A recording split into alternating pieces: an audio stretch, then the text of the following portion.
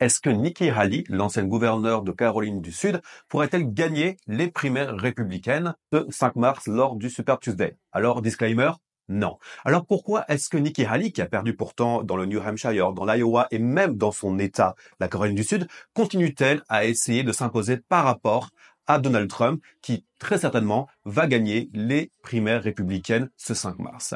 Alors, il y a plusieurs raisons qui peuvent expliquer ça, mais tout d'abord, vous êtes sur Confluence Internationale, je m'appelle Joseph Roche, et avant de commencer cette vidéo, je vous invite à vous abonner, à mettre un like et laisser des commentaires en fin de vidéo. Alors, avant de parler des raisons qui poussent Nikki Haley à continuer sa campagne contre Donald Trump, essayons de voir qui est cette femme Nikki Haley. Nikki Haley est une femme qui a 52 ans. Elle contraste complètement par rapport à Donald Trump et Joe Biden qui, pour le coup, eux, ont dépassé la barre des 80 ans. Et est aussi une femme issue de minorités, parce que ses parents sont des immigrés indiens qui sont de religion sikh, arrivés dans les années 60 aux États-Unis. Et la carrière de Nikki Haley est un véritable sans faute. Elle commence sa carrière en tant que comptable dans l'entreprise familiale, mais très rapidement se tourne vers la politique. Elle est élue gouverneure de Caroline du Sud en 2010, où elle devient une figure de changement promouvant l'économie et la réforme éducative. Et c'est en 2016 qu'elle rejoint l'administration républicaine de Donald Trump, où elle est nommée en tant qu'ambassadrice des États-Unis à l'ONU, où elle défend les droits de l'homme et les intérêts américains.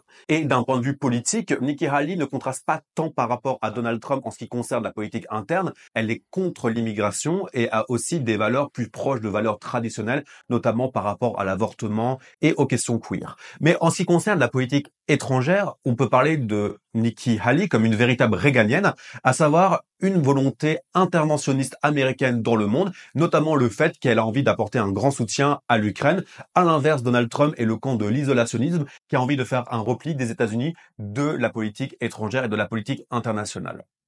Alors, maintenant qu'on a présenté Nikki Haley, a-t-elle des chances de gagner? Comme je vous l'ai dit, pas vraiment. Alors pourquoi continue-t-elle à se présenter lors des primaires? Elle a dit qu'elle resterait jusqu'au Super Tuesday qui a lieu ce 5 mars, qui est un jour où 17 États américains vont voter lors des primaires afin de décider qui va les représenter dans le parti lors des élections générales de novembre 2024. Alors il y a plusieurs raisons, mais la première c'est que c'est l'argent qui décide, pas les votants. En Amérique, étant donné que les questions financières, notamment dans les campagnes, sont essentielles, le fait d'avoir des financiers qui continuent à soutenir votre campagne est primordial, presque plus important que celle des votes. Et Nikki Haley peut notamment compter sur de donneux générateurs du Parti républicain qui ont une dent contre Donald Trump. C'est notamment le cas des frères Koch qui continuent à soutenir à coût de millions de dollars la campagne de Nikki Haley. Mais la raison principale, c'est que on n'est pas encore sûr que Donald Trump pourra se présenter aux élections générales de 2024. Et il y a plusieurs raisons. La première, ce sont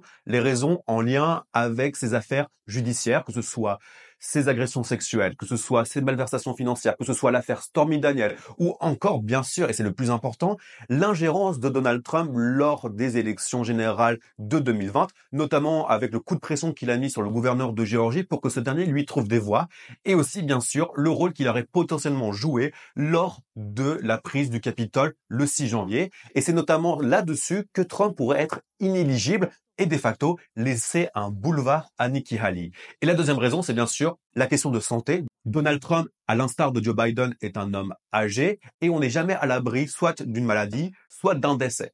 Et du coup, soit l'inéligibilité de Trump, soit son décès ou une maladie, permettrait à Nikki Haley de prendre la main sur le Parti républicain. Et selon les derniers sondages, Nikki Haley face à Joe Biden remporte les élections, alors que Donald Trump face à Joe Biden, c'est du coude à coude. On ne sait pas encore qui pourrait le remporter, étant donné que les sondages sont peut-être plus favorables à Trump, mais de quelques points seulement. Et ça permettrait aux Américains d'avoir un renouveau dans leur politique, avec une femme comme Nikki Haley qui est beaucoup plus jeune que Joe Biden et Donald Trump, surtout que les Américains, lors d'un dernier sondage, ont dit pour 2/3 être complètement opposés à un affrontement entre Joe Biden et Donald Trump. Qui plus est, Nikki Haley, même si elle se fait battre à plat de couture par Donald Trump lors des primaires, arrive toujours à récupérer 40% des voix de l'électorat républicain, ce qui n'est pas des moindres. Du coup, beaucoup de choses peuvent encore se passer lors des prochaines élections, mais ce qui est sûr, c'est que la raison pour laquelle Nikki Haley reste dans la course, c'est pour pouvoir s'imposer à Joe Biden si Donald Trump venait à être rendu inéligible ou à devoir se retirer de la campagne pour des raisons de santé. J'espère que cette vidéo vous a plu. Si elle vous a plu, n'hésitez pas à mettre un like, vous abonner et bien sûr, mettre des commentaires pour poser des questions ou donner votre avis. Et moi, sur ce, je vous souhaite une bonne journée.